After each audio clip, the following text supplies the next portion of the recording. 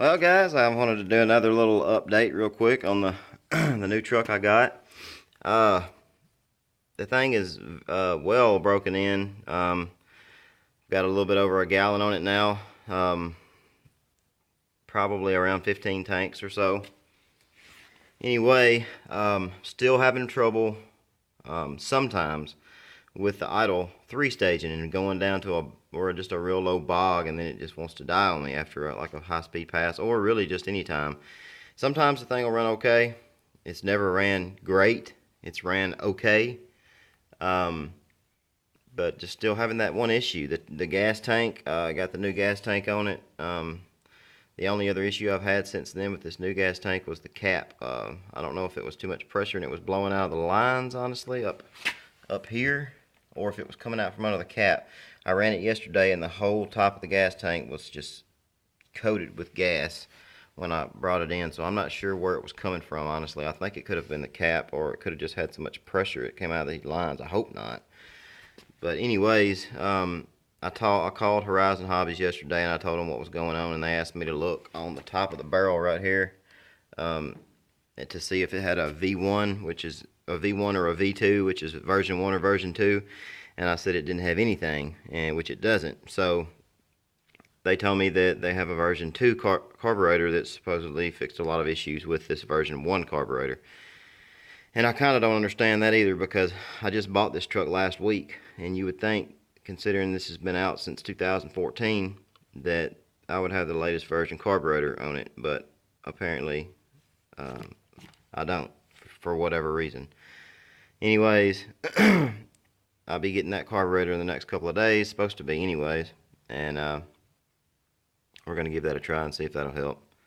One thing I have noticed is this carburetor, when this engine's running, you can twist it, not pull out or in on it at all, but you can twist it left or right there, and that'll make the idle. If you push it to the counterclockwise like this, it'll make the idle go up and it'll hold steady.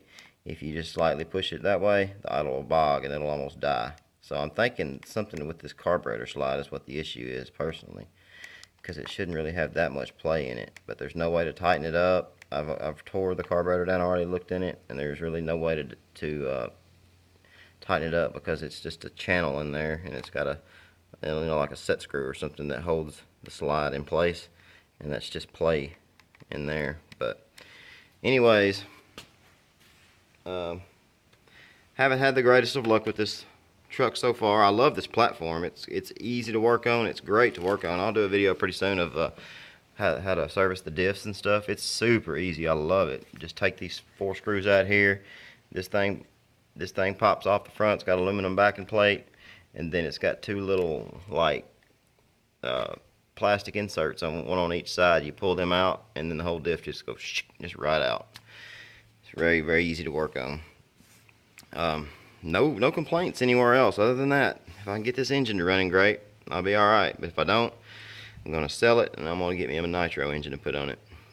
But anyways, I'm gonna go ahead and fire it up real quick and let it warm up before I go mess with it a little bit more. I guess it'd help if I turned down, wouldn't it? There we go.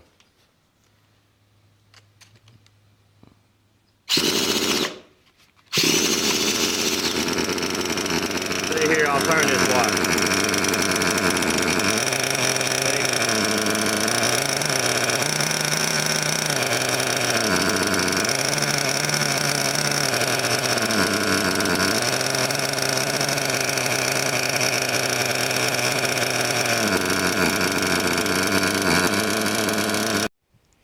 So yeah, I just ran it, and it's doing the same thing.